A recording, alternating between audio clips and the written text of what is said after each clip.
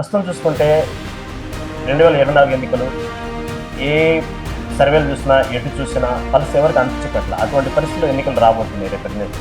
కానీ ఇటు చూస్తే జగన్ గారు 175కి 175 మావే అంటూ ప్రతి సిద్ధం సభలు కానీ ప్రతి సందర్భాల్లో చెప్తున్నారు. నిజంగా 175కి 175 ఉండే పరిస్థితి రాష్ట్రంలో ఉన్న వైసీపీ పార్టీకి మేమేమి బోగస్ మాటలు కానీ లేకపోతే ప్రచారాలు కానీ లేకపోతే అడ్వర్టైజ్మెంట్లు కానీ మేమేం చేయట్లేదు. మీ నాయకులు చూస్తే ఒక పక్క సంక్షేమ పథకాలే మెయిన్ మనకు ఎజెండా, సంక్షేమ పథకాలే స్టార్ క్యాంపెయినర్ అంటారు.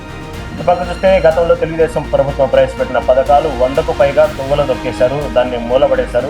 ఏ పథకం అడిగినా సరే ఆ నవరత్నాల్లో నుంచి వెతుక్కోమని చెప్తున్నారు అంటూ లోకేష్ గారు స్టేట్మెంట్ ఇస్తున్నారు. ఏమైనా సంక్షేమ పథకాలు చంద్రబాబు నాయుడు గారు ఇచ్చింది మీకు ఏమైనా గుర్తుందా అని అడుగుతున్నాను. వాళ్ళు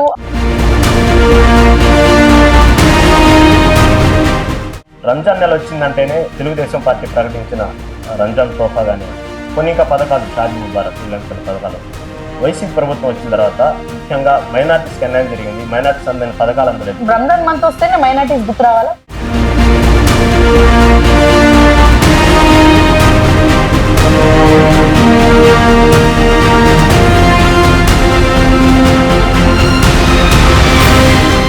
ఈసారి ఎన్నికలు చాలా భిన్నంగా ఉన్నాయి. తూర్పు నియోజకవర్గం వచ్చేటప్పటికి కాపుల ఓట్లు ఎక్కువగా ఉన్నాయి, 30,000కు పైగా ఉన్నాయి. వాళ్ళంతా కొంచెం జనసేన వైపు ఆకర్షితులైన మొత్తం యువకులు ఎక్కువ ఉన్నారు అన్నట్టు ఒక టాక్ బయట నడుస్తుంది. ఈసారి మీకు ఆ జనసేన ఎఫెక్ట్ ఉండదనుకుంటున్నారా? జనసేన పార్టీ పెట్టారు, పెట్టిన తర్వాత దాని మోటో ఏంటి, దాని ఎజెండా ఏంటి?